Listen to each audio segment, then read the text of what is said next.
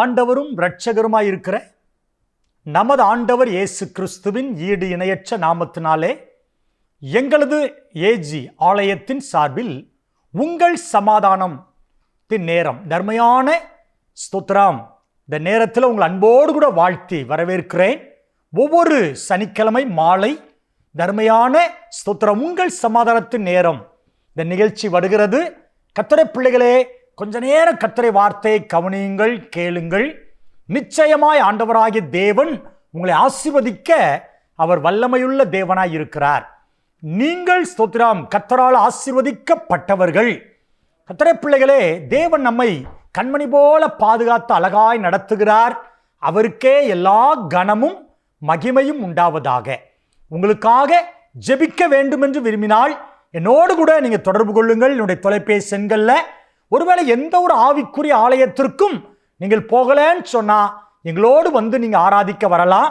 என்னுடைய ஆலய ஆராதனை விவரங்கள் ஸ்தோத்திரம் இந்த தேவனுடைய வார்த்தைக்கு பரவாக கொடுக்கப்படும். அதை பார்த்து எங்களோடு ஆராதிக்கும்படி நீங்க வாருங்கள். உங்களுக்காக ஜெபிக்க ஆயத்தமா இருக்கிறோம். கர்த்தருடைய பிள்ளைகள் எங்கள் திருச்சபைக்காய் ஸ்தோத்திரம் ஊழியக்காரனுக்காக ஜெபிக்கும்படியாகவும் உங்களை அன்போடு கூட கேட்கிறேன்.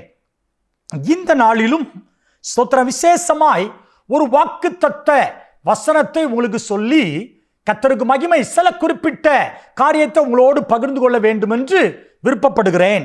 எரேமியா தீர்க்கதரிசன புஸ்தகம் 31வது அதிகாரம் அதனுடைய 3வது வசனத்தை நான் வாசிக்கிறேன். ஸ்தோத்திரம். பூர்வ காலம் முதல் கர்த்தர் எனக்கு தரிசனையானார் என்பாய்.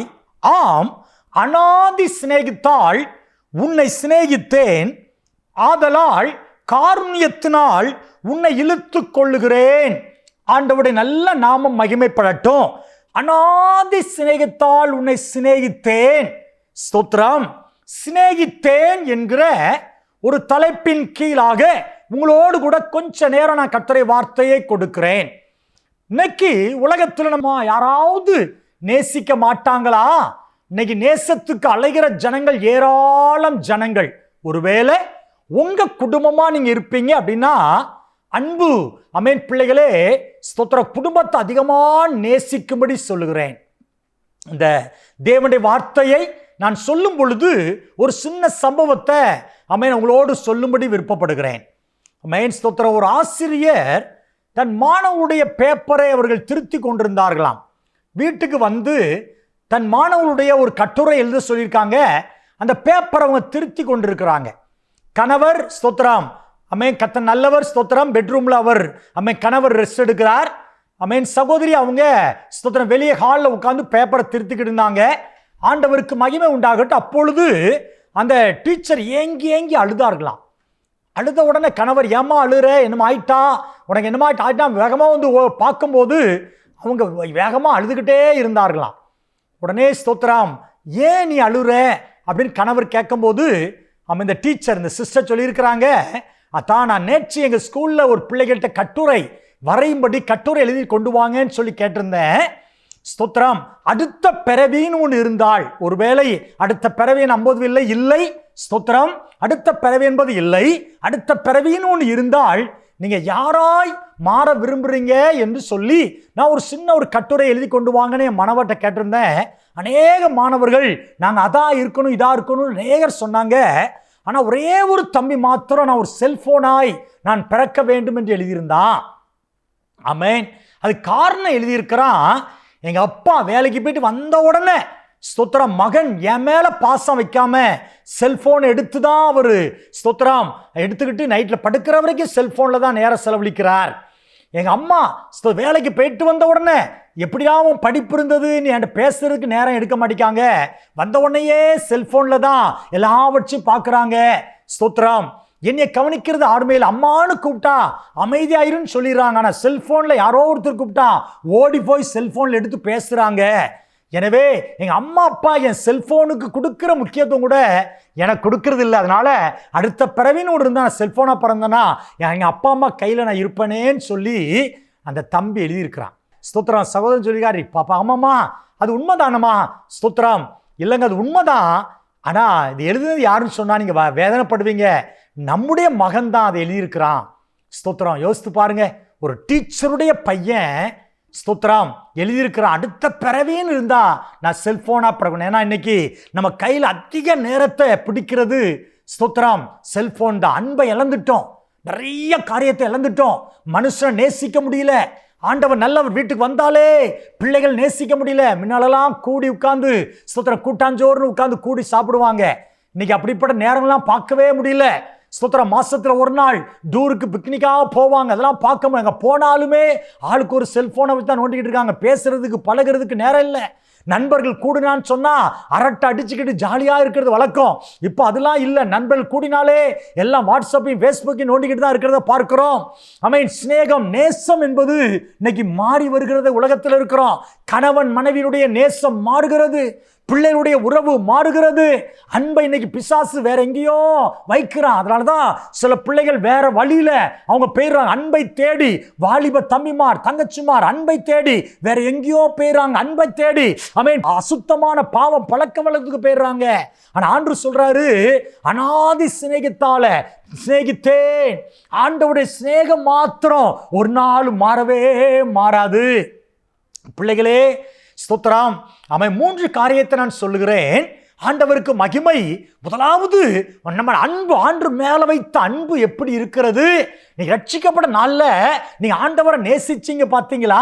ஸ்தோத்திரம். சங்கீதக்காரன் சங்கீதம் 91வது சங்கீதத்தில் இந்த வார்த்தையை சொல்றார். இந்த வார்த்தையை நான் வாசிக்கிறேன். அவன் என்னிடத்தில் வாஞ்சியா இருக்கிறபடியினால். ஸ்தோத்திரம். சங்கீதம் 42:1 சொல்லுகிறேன், வாசிக்கிறேன். ஆண்டவருடைய நாமம் மகிமைப்படுத்தும். மானானது நீரோடையில் வாஞ்சித்து கதறுவது போல. ஆரம்ப ரட்சிக்கப்பட்ட நாள்ல அன்பு சகோதரா சகோதரியே குடும்பத்தை அங்கத்தினரே எவ்வளவு ஆண்டவரை நேசிச்சீங்க, எவ்வளவு ஆலயத்தை நேசிச்சீங்க, எவ்வளவு வேத வசனத்தை வாசித்தீங்க. ஆண்டவர் நல்லவர். அதே அன்பு நேசம் அவருடைய அன்பு மாறல. உண்மையா சொல்றேன், நம்மள ஆண்டவர் நேசிக்கிற நேசம் இன்னைக்கு மாறவே இல்லை. உங்களுக்கு தெரியுமா? ஸ்தோத்திரம். மாறி இருந்தா நமக்கு என்னமே செஞ்சிருக்க மாட்டாரே. வியாதி வந்தா வியாதி மாற்றிறாரு, தேவை சந்திக்கிறாரு, கடன் போனா கடனை மாத்திர. அவர் நம்ம மேல வைத்த அன்பு மாறல. ஆனா நம்ம அன்பு தான் மாறிடுது. ஸ்தோத்திரம். உலகத்துல கொடுக்கிற நேரம், நான் ஒரு சபையின் போதகராக இருக்கிற சபையில மக்களை பார்க்கிறேன். ஸ்தோத்திரம். இன்னைக்கு வேலைக்கு கொடுக்கிற முக்கியத்துவம் கூட ஆலயத்துக்கு கொடுக்கறதுல. கடமைக்கு ஆலயம் 2 மணி நேரம் தான் ஆராதிக்கிறோம், அல்லது 1.5 மணி நேரம் தான் ஆராதனை. அந்த 1.5 மணி நேரத்தை முழுமையாய் கொடுக்கிறவர் நாம 20% மக்கள் தான். ஸ்தோத்திரம். மிஞ்சி பிஞ்சு போன 40% மக்கள் தான் முழு நேர ஆலய ஆராதனை கொடுக்கிறாங்க. 60% நபர்கள் 10 நிமிஷம் லேட்டா, அரை மணி நேரம் லேட்டா, 3/4 மணி நேரம் லேட்டா வந்து உட்கார்ந்து ஸ்தோத்திரம் எதையோ பேசிட்டு போற மக்கள் இருக்கிறாங்க. பிள்ளைகளே, உங்கள் நேசம், தேவனோடு இருக்கிற அன்பு, தேவனோடு இருக்கிற தாகம், தேவனோடு கூட இருக்கிற அந்த நேரம் அதிகமாய் மாறட்டும். சபை எப்படி சொல்றேன், நீங்க ஆண்டரோடு எவ்வளவு நேரத்தை செலவழிக்கிறீங்களோ, ஆண்டரோடு எவ்வளவு நேரங்களை வேதம், ஆண்டுடைய ஆலயம், ஆண்டுடைய பிரசன்னத்தில் செலவழிக்கிறீங்களோ, அதான் நம்முடைய எதிர்காலத்தின் ஸ்தோத்திர ஆசீர்வாதம். அதான் நம்முடைய பிள்ளைகளின் எதிர்காலத்துக்கு ஆசீர்வாதம். நீதிமானுக்கு இருக்கிற முக்கியமான வேலை தேவனோடு பேசுறது. ஆண்டவர் அவ்வளவு அன்புள்ளவர், அவர் சிநேகிக்கிற ஆண்டவர். இன்னொன்னு சொல்லியிருக்காரன், யாக்கோபை நான் சிநேகித்தப்பா. மல்கியால சொல்றாரு பாருங்க, யாக்கோபை சிநேகித்தேன், ஏசாவை வெறுத்தேன். காரணம், ஏசா ஏன் வெறுத்தாரு? அசட்டை பண்ணா. அசட்டை. ஸ்தோத்திரம். அசட்டை பண்ணாதீங்க, ஜெபத்தை அசட்டை பண்ணாதீங்க, ஆராதனை அசட்டை பண்ணிட்டு வேலைக்கு போகாதீங்க. ஓ கர்த்தருக்கு மகிமை. வேதத்தை அசட்டை பண்ணிட்டு காரியங்களை செய்யாதிருங்கள். ஆண்டவர் கொடுத்த பொறுப்புகள், ஆண்டவர் உங்க சபையில ஒரு பொறுப்பை கொடுத்திருப்பாருன்னா அந்த பொறுப்புல உண்மையா அசட்டை பண்ணாதீங்க. ஆண்டவர் நல்லவர். ஸ்தோத்திரம். உங்கள் போதகருக்கு தெரியாம நீங்க ஒரு சபைக்கு போவீங்கன்னா, உங்களுக்கு போதகருக்கு தெரியாம எந்த ஒரு காரியத்தையும், வீட்டில் ஒரு ஜெப கூட்டமோ போதகருக்கு தெரியாத ஆவிக்குரிய எந்த காரியம் செய்யாதீங்க. அப்படின்னா அவர் அசட்டை பண்ற மாதிரி. உங்க அப்பா அம்மா வீட்டில் இருக்காங்க வச்சுக்கோங்களேன், அப்பா அம்மாவுக்கு தெரியாம ரகசியமா நீங்க ஒண்ணு செஞ்சீங்கன்னா அப்பா அம்மா எவ்வளவு வேதனைப்படுவாங்க. நீங்க சில விசுவாசம் தான் பண்றாங்க. பாஸ்டருக்கு தெரியாம வீட்டில் யாரையோ ஒருத்தரை கூப்பிட்டு ஒரு ஜெப கூட்டம் வச்சுக்கிட்டு சண்டே ஒரு ஆலயத்துக்கு போறது, ஆனா வேற எங்கேயோ ஒருத்தரை கூப்பிட்டு வீட்டில் வச்சு ஜெப. பாஸ்டருக்கு தெரியுமா? தெரியாது. ஸ்தோத்திரம். அப்படி பண்ணாதிருங்கள். ஸ்தோத்திரம். ஒரு சொந்தக்கார ஊழியக்காரா இருந்தாலும் உங்க பாஸ்டர்ட்ட ஒரு வார்த்தை சொல்லுங்க. ஆண்டவன், அது ஒரு பெரிய ஆசீர்வாதம். உங்க மேல உங்க பாஸ்டர் அன்பா, உங்க மேல கரிசனையாய், உங்க மேல இந்த சகோதரனை இந்த சகோதரன் நினைக்கும் போது என் உள்ள மகிழ்ச்சி அடையுதுன்னு மகிழ்ச்சி அடைந்தாலே போதும். உன் குடும்பத்தை கர்த்தர் மகிமையாய் ஆசீர்வதிப்பார். உங்க நேசம் முதலாவது தேவன் மேல அளவில்லாமல் நேசிக்கிறப்பா. ஆண்டவரே, வேறு ஃபாதர் பாடிருக்காரு, வேறொரு ஆசை இல்லை, வேற ஆசை இல்லாம அப்படி பாட முடியாது. ஆனால் ஆண்டவரே, அதிகமாக நேசிக்கிற ஆண்டவரே, நேசிக்கிறவங்க முதல் அடையாளம் நல்ல ஜெபம் பண்ணுவாங்க, நல்ல வேதத்தை வாசிப்பாங்க. நேசிக்கிறவங்களுக்கு அடையாளத்தில் ஒன்று, ஆலயத்தை தவறவே விட மாட்டாங்க. நல்ல ஆலயத்தில் வந்து முழு பல ஆராதிங்கன்னு சொல்ல வேண்டியதில்லை, நல்லா ஆராதிப்பாங்க. ரெண்டாவது சொல்லுகிறேன், நம்முடைய சிநேகம் நம்முடைய குடும்ப நிறைவாக இருக்கட்டும். உங்க மனைவியை ரொம்ப நேசிக்கிறீங்களா? உங்க கணவரை ரொம்ப நேசிக்கிறீங்களா? உங்க பிள்ளைகள் பிள்ளைகளே உங்கள் பெற்றோரை நேசிக்கிறீங்களா? உன் வாழ்நாள் நீடித்திருப்பதற்கு எபேசியர்ல சொல்றாருல்ல, உன் தகப்பனையும் தாயும் கனமண்ணுவாயாக. பிரதான கட்டளை. ஸ்தோத்திரம். அருமையான கர்த்தருடைய பிள்ளைகளே, அவன் பழைய ஏற்பாட்டிலும் புதிய ஏற்பாட்டிலும் தேவன் கொடுத்த பிரதான கட்டளை குடும்பம் என்பது ஒரு மகிமையான ஒரு காரியம். நீ குடும்பத்தை அழிக்க, குடும்பத்துல பிரிவினை கொடுக்க தான் பிசாசு நிறைய காரியத்தை, தேவையில்லாத காரியத்தெல்லாம் செய்யறான். விட்டு கொடுக்க மனசு இல்லை, மன்னிக்க முடியல. ஸ்தோத்திரம். நிறைய காரியம் தடுக்குது. பிள்ளைகளே, உன் குடும்பத்தை அதிகமா நேசிங்க. பொதுவா பரிசுத்தவான் இப்படி சொல்றாங்க, நம்முடைய வாழ்க்கை வெற்றியா இருக்கணும். முதல் இடம் தேவனுக்கு, இரண்டாவது இடம் நம்முடைய குடும்பத்துக்கு, மூன்றாவது நம்முடைய வேலை, நம்முடைய ஊழியம், மூணாவது அந்த காரியம். நீங்க முதல் இடம் ஆண்டவர் கொடுத்துட்டு இரண்டாவது உங்க குடும்பத்துக்கு கொடுங்க. ஸ்தோத்திரம். ஆண்டவருக்கு மகிமை உண்டாகட்டும். குடும்பத்தை கவனிக்காம, ஸ்தோத்திரம், கர்த்தர் நல்லவர், குடும்பத்தை நடத்த தெரியலன்னு சொன்னான்னு ஆண்டவர் சொல்லியிருக்கிறார் இல்லையா? உங்க மனைவியோடு நல்ல நேரம் நல்லா பேசுங்க. ஒரு வேலைக்கு போவீங்கன்னா வேலையில் உள்ள அழுத்தங்கள், சில காரியங்களை சொல்லும் போது ஏற்றுக்கொள்ளுங்க, புரிந்து கொள்ளுங்கள். குடும்பத்தை நேசிக்கிற பிள்ளைகளா இருங்க. பிள்ளைகளை நேசிங்க. பிள்ளைகள் ஸ்கூலுக்கு போயிட்டு வந்தா நல்லா விசாரிங்க. ஆண்டவர் நல்லவர். செல்போன் எடுத்து நோண்டிக்கிட்டே பிள்ளைகள் பேச வந்தா கூட ஸ்தோத்திரம் தள்ளி விடாதீங்க. பிள்ளையோட நேரத்தோடு பேசுங்க. இன்னைக்கும் அருமையான மோகன் சிலாசர் அண்ணன் சொன்ன ஒரு சம்பவத்தில் யாபத்தில் வருது. ஒரு வாலிப தங்கச்சி தன் பிரச்சனையை அண்ணன் போய் சொல்லியிருக்கிறாங்களாம். அப்பா அம்மாட்ட சொன்னியா, அப்பா அம்மா காது கொடுத்தே கேட்க மாட்டேங்காங்க, என் பிரச்சனை அப்படிதான் இருக்கும், நீ தான் அட்ஜஸ்ட் பண்ணு சொல்றாங்க. ஸ்தோத்திரம். உடனே மோகன் சிலாசர் அந்த 2 விதை பெற்றோரை கூப்பிட்டு சத்தம் போட்டுருக்கிறாங்க. உங்க பிள்ளைய கூட கவனிக்கலாம், உங்களுக்கு என்ன, உங்களால என்ன செய்ய முடியும் யோசித்து பாருங்க. நம்ம பிள்ளைங்க பேச வந்தா இந்த காரணம் அப்படிதான் இருக்கும், இப்படிதான் இருக்கும்னு சொல்லாதீங்க. ஸ்தோத்திரம். உலகத்துல பாத்தீங்களா, ஆண்டவர் நல்லவர், தற்கொலைக்கு நேரா போயிடுறாங்க. அப்பா அம்மா என் சொல்ல கேட்கல. ஸ்தோத்திரம். எங்க அப்பா அம்மா சொன்னா இந்த ஆலோசனை தான் கொடுப்பாங்க, இப்படிதான் இருக்கணும்ப்பா, இதான் உலகம்னு சொல்லுவாங்க. என் மனசை புரிஞ்சுக்கிட முடியல. இன்னைக்கு வசதி இருந்து வாய்ப்பு இருந்தும் தற்கொலைக்கு நேரம் எத்தனையோ பிள்ளைகள் போகிறாங்களே. இப்போ பெற்றோரே, தயவுசெய்து சொல்கிறேன், உங்கள் பிள்ளைங்க உட்கார்ந்து உங்களோட பேச நேரத்தை எடுங்க. நீங்கள் பேசுங்க, பிள்ளைகளோட ஜாலியாக இருங்க, பிள்ளைகளோட விளையாடுங்க. வாரத்தில் ஒரு நாள் வெளியே பிள்ளைகளை முடிந்தா மாதத்தில் ஒரு நாளாவது வெளியே கூட்டு போய் ஸ்தோத்திரம் செல்ஃபோனில் ஆஃப் பண்ணி வச்சு பிள்ளைகளோட நல்லா சந்தோஷப்படுங்க. அப்படி நீங்கள் குடும்பத்தில் உங்கள் பிள்ளைகளோட உங்கள் மனைவியோட நல்ல நேரத்தை எடுத்து பாருங்க. இந்த உலகத்தில் வேற எந்த அன்பையும் பிள்ளைங்க நாடாது. இன்னைக்கு அப்பாவுடைய அன்பு கிடைக்கல, அம்மாவுடைய அன்பு கிடைக்கல, அதனால தான் இன்னொரு அன்பை தேடி பிள்ளைங்க போறாங்க. நீங்க நேசிங்க, அப்பாவை நேசிங்க, அம்மாவை நேசிங்க. கர்த்தருக்கு மகிமை. இதெல்லாம் குறையாதபடி பாதுகாத்துக் கொள்ளுங்கள். மூன்றாவது சொல்லி நிறைவு செய்கிறேன். முதலாவது தேவன் அதிகமா நேசிங்க. இரண்டாவது குடும்பத்தை அதிகமா நேசிங்க. மூணாவது ஆண்டவர் உங்களுக்குன்னு உலகத்தில் தந்ததான ஸ்தோத்திரம் ஆவிக்குரிய திருச்சபை மக்கள், திருச்சபை போதகர்கள், அதோடு சொல்றேன், கர்த்தருடைய பிள்ளைகளே, நேசிங்க. ஆண்டவருக்கு மகிமை, அதில் தாகமாறுங்க.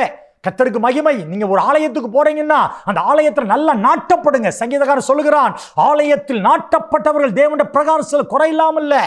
ஸ்தோத்திரம். பாஸ்டர் ராஜமணி அவர்கள் சொல்லுவாங்க, ஸ்தோத்திரம், ஒரு வாலிபன் சொன்னான, பாஸ்டர் எல்லா சபையிலும் குறை இருக்குது, குறையில்லாத சபை எந்த சபைன்னு சொல்லுங்க.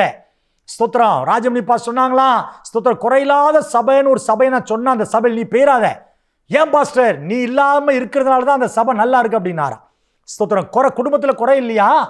சபையை குறித்து குறை சொல்றோமே. பிள்ளைகளே, ஸ்தோத்திரம், கர்த்தருக்கு மகிமை. குடும்பம்னா ஒரு சின்ன சின்ன பிரச்சனைகள், அதே மாதிரி சபை, எத்தனை குடும்பம் சின்ன சின்ன பிரச்சனைகள், போராட்டங்கள் இருக்கும். அதை நம்ம பெருசுபடுத்தி பார்க்க வேண்டிய அவசியம் இல்லை. ஆண்டவர் நல்லவர். எங்க பாசு சரியில்லை, அவங்க சரியில்லை இல்ல. ஸ்தோத்திரம். சபையை நல்லா நேசிங்க. ஒரு சின்ன குறை வந்தா அதை எப்படி சரி செய்யலான்னு பொதுவோடு இணைஞ்சு செயல்படுங்க. நீங்க ஆசீர்வாதமா இருப்பீங்க நான் சொல்றேன். ஆமென். அப்போது ஆண்டவர் என்ன சொல்றாரு? ஆமென். கர்த்தர் சொல்றாரு, வார்த்தையை பாருங்களேன். நான் உன்னை சிநேகித்தேன். நீ என்ன சிநேகித்தா? உன் குடும்பத்தை சிநேகித்தா, நீ போகிற ஆலயத்தை, ஊழியக்காரன, விசுவாசிகளை நீ நேசித்தா, நான் உன்னை நேசிக்கிறேன். நேசித்து நான் உன்னை இழுத்து கொள்றேன்ப்பா. ஆசீர்வாதத்தை கொடுக்கும்படி உன்னை இழுத்து உன்னை ஆசீர்வதிக்கிறேன்னு ஆண்டவர் சொல்லுகிறார். ஆண்டவரே, நாம் அதிகமா நேசிப்பப்பா, என் குடும்பத்தை அதிகமா நேசிப்பப்பா, எனக்கு தந்த ஆவிக்குரிய திருச்சபையை நான் அதிகமா நேசிப்பேன்னு சொல்லி ஒப்பு கொடுப்போமா? அன்பின் ஆண்டவரே, உங்கள் சமாதானத்தின் நேரத்தில் அப்பா ஆண்டவரே, அநாதி சிநேகித்தால் எங்களை சிநேகிக்கிற ஒரு தேவன். 3 சிநேகம். சபையை சிநேகிக்கணும், குடும்பத்தை சிநேகிக்கணும், ஏசப்பா உங்களை சிநேகிக்கணும் கற்றுக் கொடுத்துருக்கிறீங்க. நாங்க ஏசப்பா அதிகமாய் சிநேகிக்க கிருபைகளை தர வேண்டும்படியாக ஜெபிக்கிறேன். அப்படியே மகிமையான கரத்தில் அர்ப்பணிக்கிறேன். இந்த அருமையான தேவனுடைய வார்த்தை கேட்ட ஒவ்வொருவரையும் ஆசீர்வதிங்கப்பா. ஏதாவது தேவையோடு, வியாதியோடு, நெருக்கத்தில் இருப்பாங்கன்னா எல்லாவது நெருக்கங்கள், எல்லாவது தேவைகளை கர்த்தர் அற்புதமா நீங்க சந்திக்க வேண்டும்படியாக ஜெபிக்கிறேன். கர்த்தர் அப்படி செய்யறதுக்காக நன்றி. பார்த்த ஒவ்வொருவரையும் ஆசீர்வதிங்க. இயேசு கிறிஸ்துவின் நல்ல நாமத்தில் தாழ்மையோடு ஜெபிக்கிறேன், எங்கள் நல்ல பிதாவே. ஆமென், ஆமென். கர்த்தருடைய வார்த்தை கேட்ட எல்லாரையும் கர்த்தர் ஆசீர்வதிப்பாராக. God bless you. God bless you. Amen.